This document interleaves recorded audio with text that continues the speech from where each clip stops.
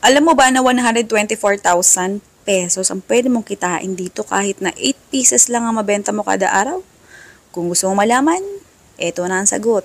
Una, maganda tayo ng 250 ml na hinge cups, microwavable ha. Tapos lagay tayo dito sa bawat cup ng Graham Crush. Kung meron ka ibang gustong flavor ng Crush cookies, pwede naman. Oo. Okay, tapos handa tayo ng lalagyan. Maglagay tayo ng, ayun, harina. All-purpose flour. Tapos ito, ayan, clear jelly powder. Pero kung meron kang gustong kulay na iba pa sa jelly powder mo, pwede naman. Itong madaming powder na yan ay skimmed milk. Ayan, maging wais lang sa pagbili ng skimmed milk kasi merong mga peke niyan. Oo. Tapos sa liquid, naglagay ako ng evaporated milk at saka ito, itlog. Sa itlog, kahit anong size pwede mong ilagay. Pwede ka rin namang hindi maglagay ng itlog kung nagtitipid ka. Naglagay din ako dito ng vanilla essence. Optional lang yan. Para lang yan sa ayun, sa mga matatapang pang lasa sa itlog, sa mga malalansa. So, pagkatapos ating haluin, tsaka ko nilagay yung sandamakmak na tubig. Yung mga eksaktong sugat na sa dulo ng video, pwede mo na i-forward kung gusto mo na makita. Okay, tapos haluin lang natin ulit. Sa recipe na to, puro halo ang gagawin mo. Hanggat hindi ka nahihilo, huwag ka hihinto. Oo. Ganun sa buhay, hanggat di mo nakukuha ang gusto mo, huwag ka hihinto. Kasi pag huminto ka at hindi mo pa nakukuha yung gusto mo, ay ngangakan yan. Oo.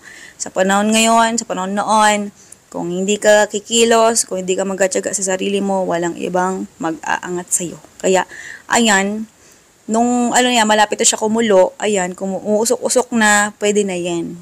Basta siguraduhin mo na pag nagpatak ka sa lalagyan o sa sahig, namuo na agad. Yun yung sign na pwede mo nang ihango.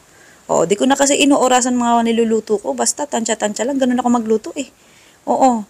Sa lakas ng apoy, depende din sa'yo kung gaano kalakas, depende sa kung gaano kang nagmamadali. So, ayan, nung sinalin ko siya sa pinaka-hinge cups, nung namuo na, oo, tapatan mo ng ventilador para mabilis mamuo. Mabilis lang yan, oo. Tsaka natin lagay yung makapuno. Oo, ang sarap nito. Oo, lagay ko na lang yung link kung saan mabibili yung legit na makapuno talaga. Oo.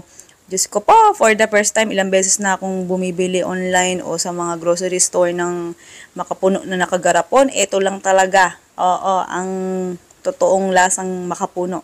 Hindi siya sponsor ha. Oo, chismis ko lang sa inyo. Oo. So, ayan, nilagay ko siya sa rep. Pero masarap to kahit hindi ilagay sa rep. Kaya pwede mo siyang kainin ng bagong luto. Pwede mo rin siyang kainin ng malamig. Oo. Dessert yan, syempre. Ito yung dessert na kahit di mo lang masarap. Okay, lista ng recipe at saka costing. Pagtapos ng lantakan time, nandun na agad-agad. Nandun na rin yung costing. Makikita mo kung magkano at paano siya naging 124,000 ang kita. Okay, sige na, goodbye, good luck. Love you.